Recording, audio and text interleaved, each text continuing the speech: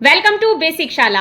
आज से हम शुरू करने जा रहे हैं टीजीटी के fourth and last writer, poet, playwright Mister John Galsworthy से related 500 most important, unique, new and exam oriented MCQ की सीरीज। जैसा कि आप जानते ही हैं कि बेसिक शाला आपके एंड आपके अपकमिंग एग्जाम्स के लिए सबसे ज़्यादा इम्पॉर्टेंट यानी कि most important, unique and new questions लेकर आती है। आज की इस वीडियो में क्वेश्चन थोड़े से बेसिक हैं। 200 क्वेश्चंस के बाद क्वेश्चन का लेवल डिफ़िकल्टी लेवल का हो जाएगा, लेकिन क्वेश्चन नंबर 200 तक की सीरीज़ के क्वेश्चन मोस्ट इम्पॉर्टेंट इसलिए हैं बिकॉज ये एग्ज़ाम में फ्रीक्वेंटली पूछे जाते हैं, यानी कि बार बार यही क्वेश्चन एग्ज़ाम में पूछे जाते हैं। मतलब कि 50 इजी लेवल के क्वेश्चंस बार बार इन्हीं स्टार्टिंग के 200 क्वेश्चंस में से एग्ज़ाम में आते हैं, तो आप इन्हें बिल्कुल भी स्किप नहीं कर सकते। तो चलिए शुरू करते हैं आज का हमारा वीडियो गोल्सवर्दी से रिलेटेड कुछ इंपॉर्टेंट फैक्ट्स के साथ, एंड उसके बाद शुरू होंगे आज के first 30 MCQs. John Galsworthy 1867 to 1933, birth 14 August 1867 at Kingston Hill, Surrey in England। John Galsworthy का जो बर्थ हुआ था वो 1867 में 14 अगस्त को किंगस्टन हिल, इंग्लैंड के सरे में हुआ था। Death 31 January 1933 at Grove Lodge, Hampstead in North London, and उनकी डेथ 31 जनवरी 1933 को Grove Lodge, Hampstead, North London में हुई थी। Parents John and Blanche Bailey. उनके जो फादर थे उनका नाम जॉन एंड उनकी मदर का नाम ब्लैंच बेले था। Some facts about Galsworthy. तो चलिए देखते हैं गोल्सवर्दी के बारे में कुछ इंपॉर्टेंट फैक्ट्स जो आपके लिए बहुत इंपॉर्टेंट हैं और ये फैक्ट्स आपको पता होने ही चाहिए। He was the son of a wealthy London solicitor and property owner। उनके जो फादर थे वो लंदन के बहुत वेल्दी सॉलिसिटर यानी कि लॉयर थे और उनके पास बहुत सारी प्रॉपर्टी भी थी, यानी कि वो बहुत रिच फैमिली से बिलोंग करते थे। He was educated at Harrow and Oxford। उनकी जो एजुकेशन हुई थी वो हैरो एंड ऑक्सफोर्ड यूनिवर्सिटी से हुई थी। In 1889 he took an honor degree in law। 1889 में उन्होंने लॉ की ऑनर डिग्री ले ली थी, यानी कि वो लॉयर बन गए थे। He was called to the bar in 1890 but never practiced। 1890 में उन्हें बार के लिए बुलाया गया था लेकिन उन्होंने कभी प्रैक्टिस नहीं की थी। बार जो है वो एक ऑर्गेनाइजेशन होती है लॉयर्स की, लेकिन उन्हें आई थिंक ये प्रोफेशन पसंद नहीं था, तो इसीलिए उन्होंने प्रैक्टिस नहीं की थी। During 1891 and 93 he went on a trip round the world. 1891 से 93 तक वो एक वर्ल्ड ट्रिप पर गए थे जहां उन्होंने पूरी दुनिया घूमी थी। He began his career as a writer in 1895। उन्होंने अपना करियर एज ए राइटर 1895 में स्टार्ट किया था। He married Ada, the wife of his cousin Arthur Galsworthy. उन्होंने अदा नाम की एक लड़की से शादी की थी जो उनके कज़न आर्थर गोल्सवर्दी की वाइफ थी। इन 1912 he made a tour of the slaughter houses in England and wrote a report on the inhumane method of slaughtering animals।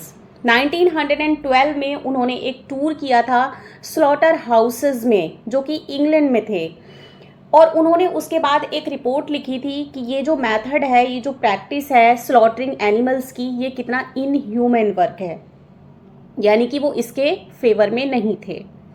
In 1916 Goldsworthy and his wife worked in a hospital in France for some month।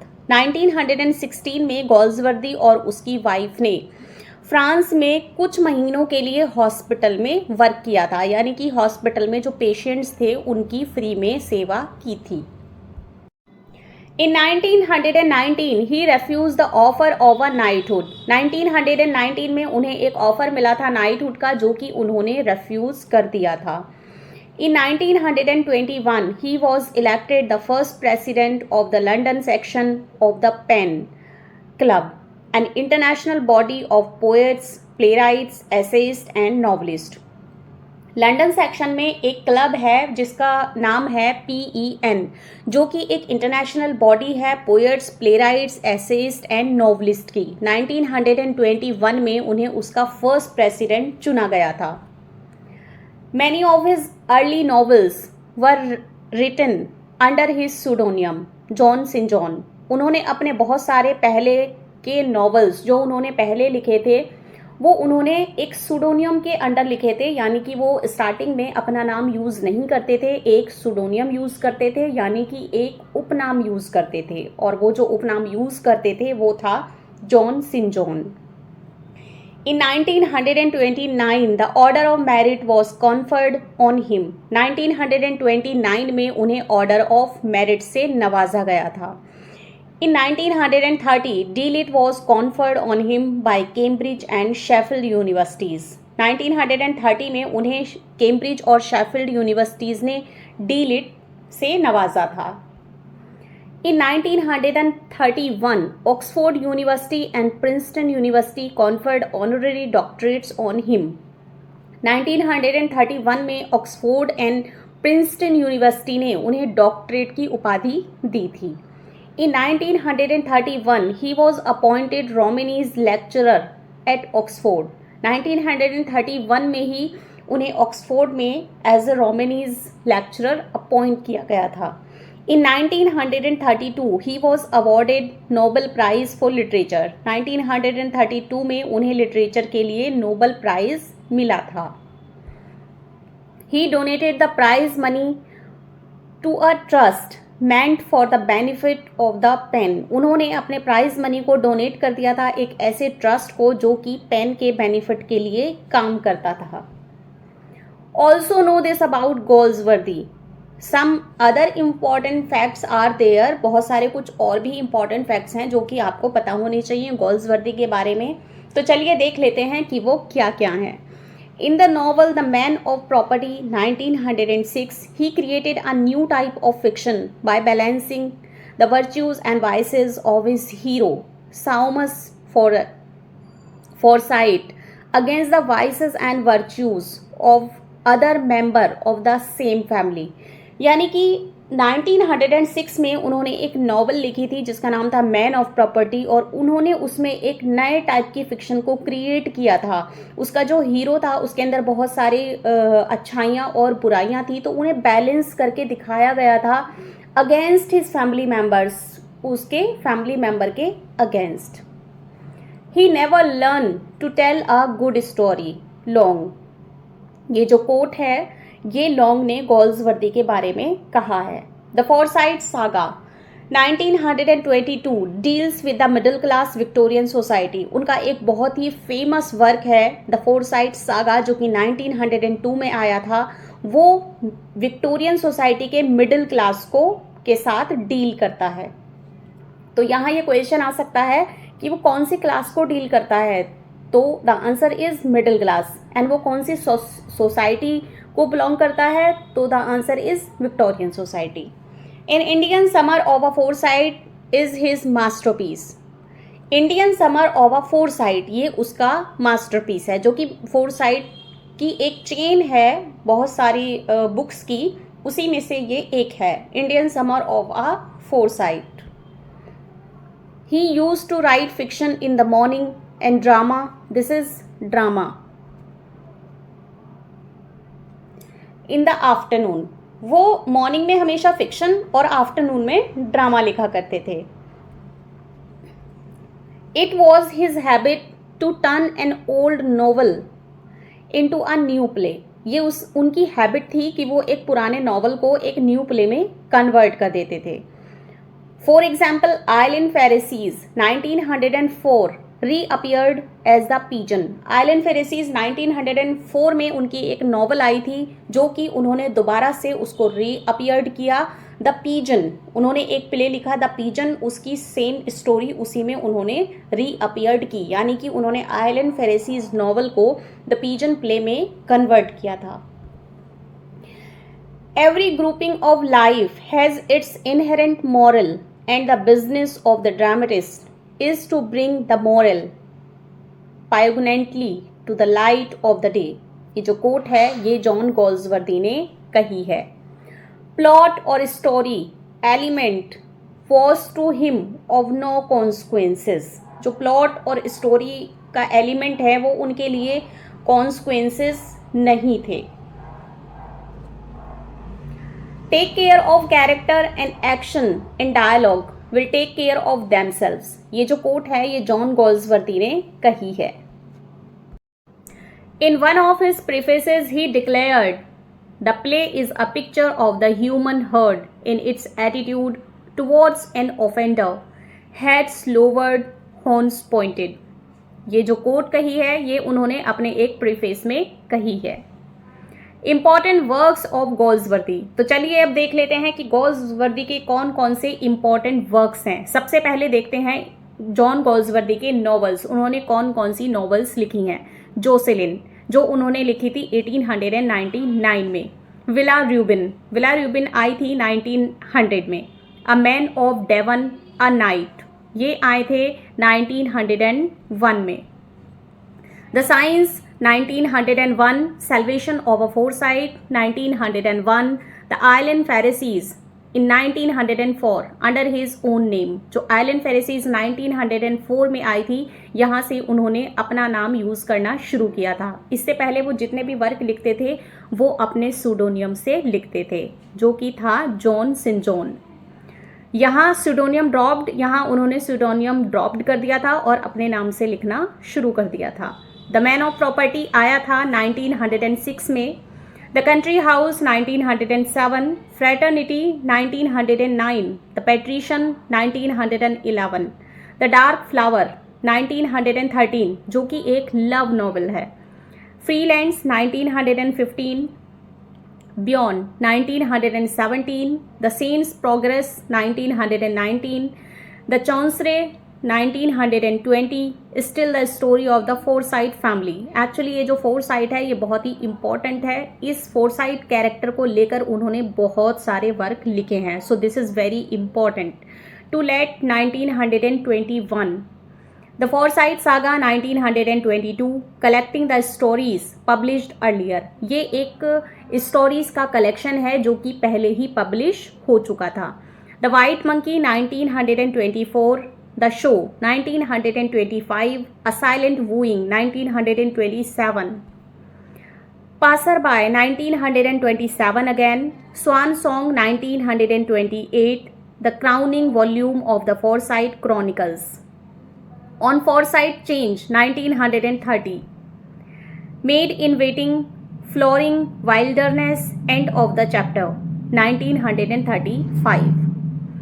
Pledge and comedies, John Galsworthy ने कुछ pledge and comedies लिखी हैं। आप देखते हैं कि वो कौन कौन से हैं। द सिल्वर बॉक्स उनका फर्स्ट प्ले था 1906, जॉय 1907, द एल्डेस्ट सन 1911 और 12, the foundation 1917, strife 1919, justice 1910, the little man 1911 and 12, The Pigeon, The Fugitive 1913, The Mob 1914, A Bit of Love 1915, The Little Man 1915 again, The Foundations 1917, The Burning Spear 1918, The Skin Game 1920, The Family Man 1921, Loyalties 1922, Windows 1922 again, Old English 1924, A Character Comedy, ये एक character comedy है। The Show 1925, The Silver Spoon 1925, Escape 1926, Written in California, ये इन्होंने California में लिखा था। A Silent Wooing 1927, Passerby 1927, Exile 1929, The Roof 1929 again. Poems, उनकी कुछ फेमस पोएम्स हैं जो कि इस तरह हैं. Moods, Songs and Doggerels 1912, The Bells of the Peace 1921, Verses Old and New 1926. Essays and stories, उनके कुछ एसेज और स्टोरीज हैं, देखते हैं कि कौन कौन से हैं. A man of Devon 1901 contains the stories of a night and the silence and salvation of a foresight. A commentary, a collection of sketches 1908, a मोटले sketches and short stories 1910. The Inn of Tranquility 1912, A Chef 1916, Indian Summer of a Foresight 1917, The Five Tales 1918, Another Chef 1919. The Foresight Saga 1922, collecting the stories published earlier, Karma 1925, Castles in Spain 1927, On Foresight Change 1930. The White Monkey, The Silver Spoon, Swan Song and A Silent Wooing and Passerby were collected together as a modern comedy in 1929. So friends, ये तो थे John Galsworthy के बारे में कुछ important facts. अब हम शुरू करने जा रहे हैं आज की हमारी MCQ सीरीज, यानी कि most important MCQs on John Galsworthy. तो चलिए शुरू करते हैं हमारे आज के MCQs. Question number 1. Goldsworthy met him in 1893 and formed a lifelong friendship with him. Identify him. Goldsworthy इनसे 1893 में मिले थे और उन्होंने एक लाइफ लॉन्ग फ्रेंडशिप उनसे इस्टेब्लिश की थी. वो कौन थे? कॉनरेड, हार्डी, शॉ या फिर इब्सन. इस क्वेश्चन का करेक्ट आंसर है option number A, Conrad. Question number 2. The first volume of Galsworthy entitled from the four winds appeared in 1897 under the pseudonym. उन गॉल्सवर्दी की जो फर्स्ट वॉल्यूम थी वर्क की, उसका जो टाइटल था फ्रॉम द फोर विंड्स, वो 1897 में आई थी. उसमें जॉन गॉल्सवर्दी ने कौन सा सूडोनियम लिया था, यानी कि वो उन्होंने अपने रियल नेम से नहीं लिखी थी, उन्होंने एक सूडोनियम, एक उपनाम यूज़ किया था. वो उपनाम क्या था? John Gals, John Sinjohn, Boz या फिर एलिया. इस क्वेश्चन का करेक्ट आंसर है option number B, John Sinjohn. Question number 3. Galsworthy's first novel was published in 1899. Which novel? Galsworthy की फर्स्ट नॉवल 1899 में पब्लिश हुई थी. वो कौन सी नॉवल थी? Jocelyn 1899, Villa Rubein 1900, a man of Devon, a Knight 1901 या फिर द साइंस 1901. इस क्वेश्चन का तो आंसर भी आंसर में ही लिखा हुआ है, because the year is mention. So the correct answer is Josselin 1899. ये उनका फर्स्ट नॉवल था जो कि 1899 में आया था. Question number 4. I read in various chamber, practised almost, not at all, and dislike my profession thoroughly. Who said? ये जो कोट है ये किसने कही है? यानी कि इससे साफ जाहिर होता है कि उन्होंने बहुत सारे चैम्बर्स में प्रैक्टिस की, यानी कि वो बहुत सारे चैम्बर्स में प्रैक्टिस करते थे, बट उन्हें अपना प्रोफेशन कभी भी पसंद नहीं आया था. यानी कि किनको अपना प्रोफेशन बिल्कुल भी पसंद नहीं आया था, वो कौन थे? शॉ, गॉल्सवर्दी, हार्डी या फिर नन ऑफ दी अबव. इस क्वेश्चन का करेक्ट आंसर है option number B, John Galsworthy. But ये जो प्रोफेशन की यहाँ बात हो रही है, ये राइटिंग एंड पोइट्री की नहीं हो रही है, ये बात हो रही है लॉ की, यानी कि as a lawyer John Galsworthy को जो प्रोफेशन था लॉयर का, वो कभी भी पसंद नहीं आया था. उन्हें राइटर या पोएट ही बनना था. Question number 5. Burn it and you will oblige me, about which does Galsworthy talk here. ये जो लाइन है burn it and you will oblige me, ये गॉल्सवर्दी ने किसके बारे में कही है? From the four winds, Jocelyn, silver box या फिर नन ऑफ द अबव। इस क्वेश्चन का करेक्ट आंसर है option number A, from the four winds. Question number 6. The first work that earned Goldsworthy was the novel. Identify it. कौन सा वो novel था जिन्होंने गोल्सवर्दी को थोड़ी सी शोहरत दिलाई? Fraternity, Country Mouse, the Island Pharisees या फिर जॉसेलिन? इस क्वेश्चन का करेक्ट आंसर है option number C, the Island Pharisees. Question number 7. The Island Pharisees holds up a picture of the wealthy class ruling. जो Island Pharisees है वो एक picture hold करती है wealthy class, रूल करता है, किस पर रूल करता है और कैसे रूल करता है? Over the poor class and fattening on them, over the poor class and trying to make them rich, over the rich class and flattering them या फिर none of the above? इस question का correct answer है option number A, over the poor class and fattening on them. Question number 8. The first play that made Goldsworthy famous as a playwright is. वो कौन सा first play था जिसने गोल्सवर्दी को एक फेमस प्लेराइट बनाया? यानी कि उनके फर्स्ट प्ले की यहाँ बात हो रही है क्योंकि उनका फर्स्ट प्ले ही इतना फेमस था कि गोल्सवर्दी उस प्ले से बहुत ज़्यादा फेमस हो गए। Justice, Loyalties, the Silver box या फिर नन ऑफ दी अबव? इस क्वेश्चन का करेक्ट आंसर है option number A, Justice. Justice उनका फर्स्ट प्ले था। Question number 9. Galsworthy's reputation as a novelist was establish by. Galsworthy की जो रेपुटेशन थी एज ए नॉवलिस्ट वो किससे एस्टैब्लिश हुई? उनके कौन से वर्क से? The Forsyte Saga, Justice, Jocelyn या फिर सिल्वर बॉक्स? इस क्वेश्चन का करेक्ट आंसर है option number A, the Forsyte Saga. Forsyte Saga ने उन्हें एज ए नॉवेलिस्ट एस्टैब्लिश कर दिया था।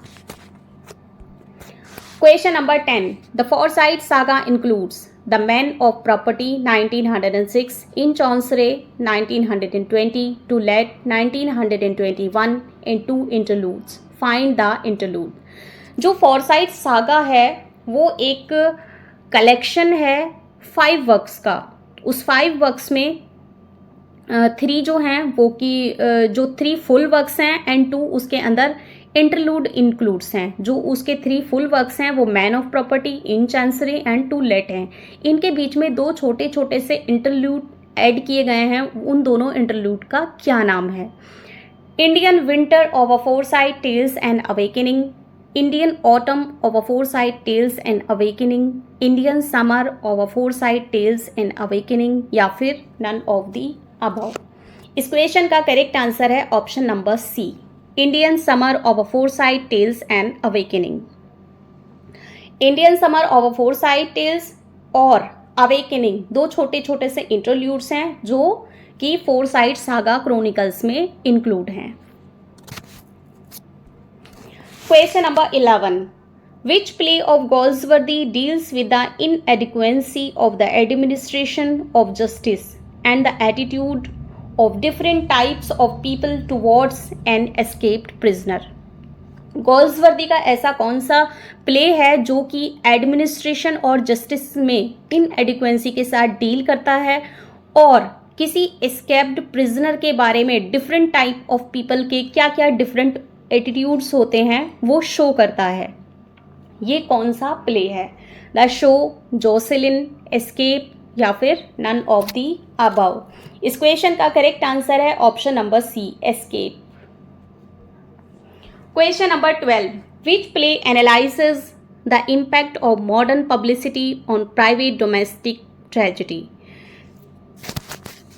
द शो, जॉसेलिन, एस्केप या फिर नन ऑफ दी अबव? इस क्वेश्चन का करेक्ट आंसर है option number A, the show.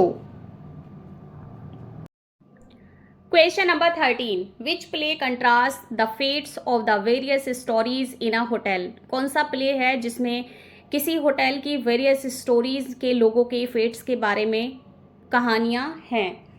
The roof, जॉसेलिन, escape या फिर नन ऑफ दी अबव? इस क्वेश्चन का करेक्ट आंसर है option number A, the roof. Question number 14, literature is its own reward, who said? Literature is its own reward, ये किसने कहा है? Shaw, Ibsen, Wordsworth या फिर गॉल्सवर्दी? इस क्वेश्चन का करेक्ट आंसर है option number D, Galsworthy. Question number 15, the year in which Galsworthy's father died was also the year of the publication of the Island Pharisees, find out the year. इस year में John Galsworthy के father expire हुए थे और इसी year में उनका work the Island Pharisees publish हुआ था। ये कौन सा ईयर है? 1904, 1905, 1906 या फिर 1907? इस क्वेश्चन का करेक्ट आंसर है ऑप्शन नंबर ए, 1904। 1904 में जॉन गॉल्सवर्दी के फादर एक्सपायर हुए थे एंड उनका बहुत famous work the Island Pharisees publish हुआ था। जॉन गॉल्सवर्दी के फादर जिस ईयर में एक्सपायर हुए थे यानी कि 1904, यानी कि जॉन गॉल्सवर्दी के फादर का एक्सपायर होने का ईयर बहुत ज़्यादा इम्पॉर्टेंट है। वो इम्पॉर्टेंट क्यों है? वो जॉन गॉल्सवर्दी की लाइफ से बिलोंग करता है। उनकी लाइफ का एक मोस्ट इम्पॉर्टेंट इंसिडेंट उसके बाद ही हैपन हुआ था उनके फादर की डेथ के। वो क्या था वो हम बताएंगे वीडियो के नेक्स्ट पार्ट में। Question number 16, a turning point in the life of Galsworthy came in with the publication of. इस वर्क के पब्लिकेशन से जॉन गॉल्सवर्दी की लाइफ में एक टर्निंग पॉइंट आया था। ये वर्क कौन सा था? The man of poverty, the man of property, justice या फिर नन ऑफ द अबव? इस क्वेश्चन का करेक्ट आंसर है option number B, the man of property.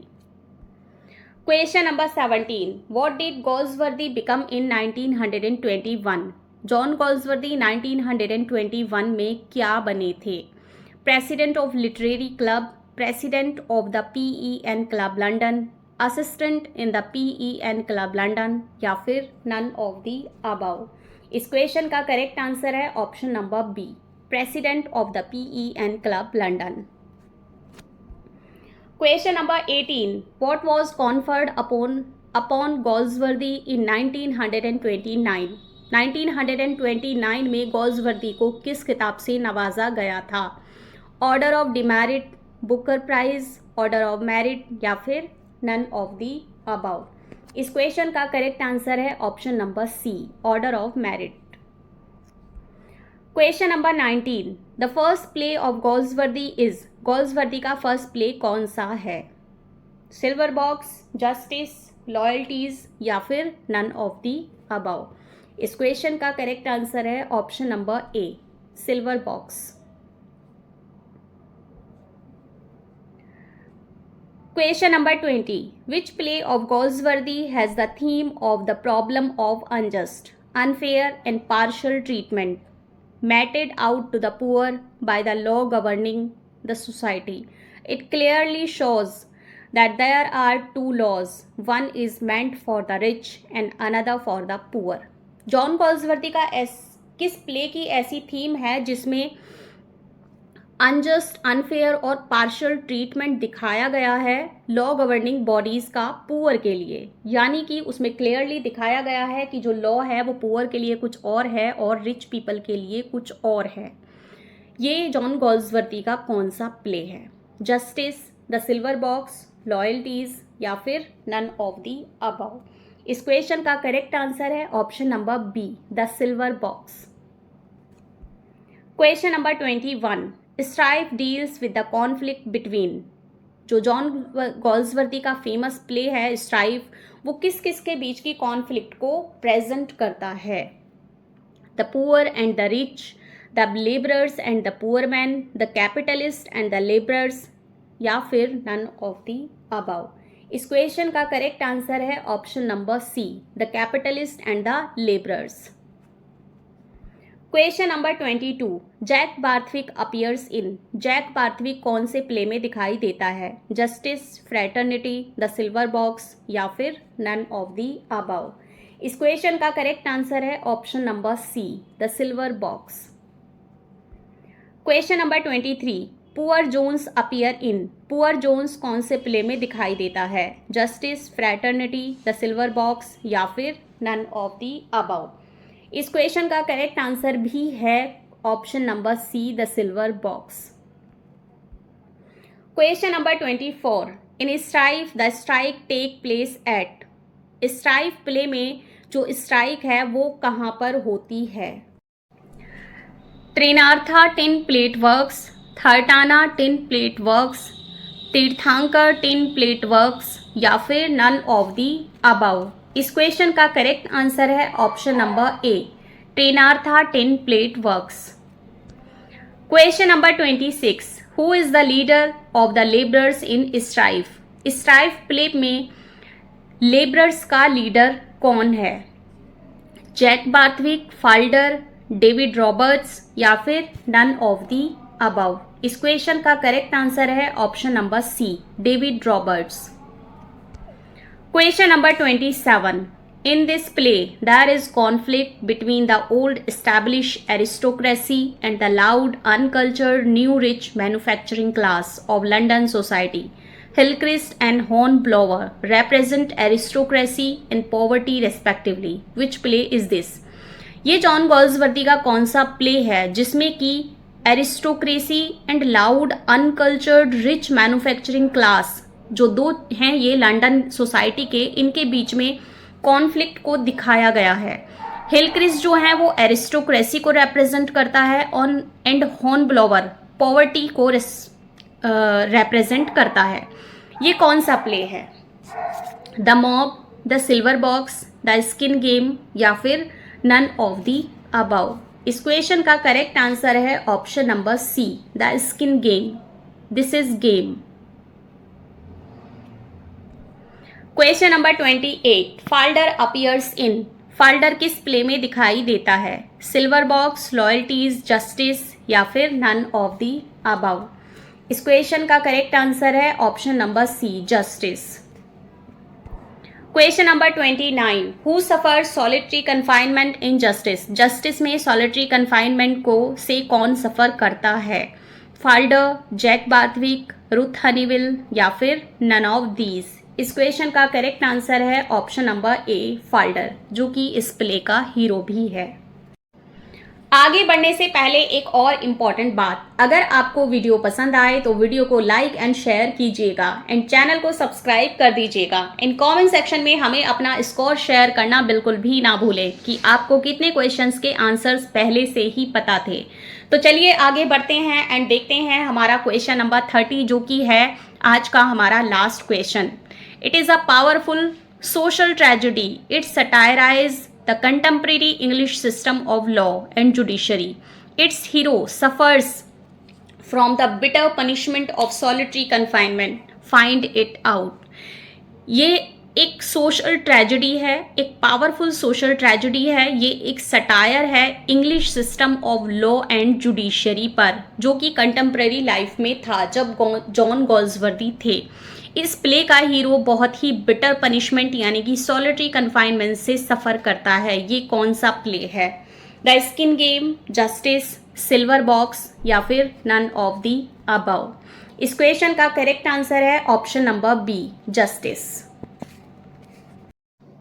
तो फ्रेंड्स, ये तो था हमारी 500 most important, unique, new and exam oriented MCQ about Galsworthy series का फर्स्ट पार्ट। आई होप ये आपके एग्जाम्स के लिए बहुत फ्रूटफुल होगा। वीडियो के नेक्स्ट पार्ट में जल्दी ही हम फिर आपसे मिलेंगे। तब तक अगर आपको वीडियो पसंद आई हो तो वीडियो को लाइक एंड चैनल को सब्सक्राइब कर दीजिएगा। वीडियो को ज़्यादा से ज़्यादा शेयर भी कर दीजिएगा एंड कमेंट सेक्शन में अच्छे से कमेंट भी कर दीजिएगा। आपके कमेंट्स हमारे लिए बहुत वैल्यूबल हैं।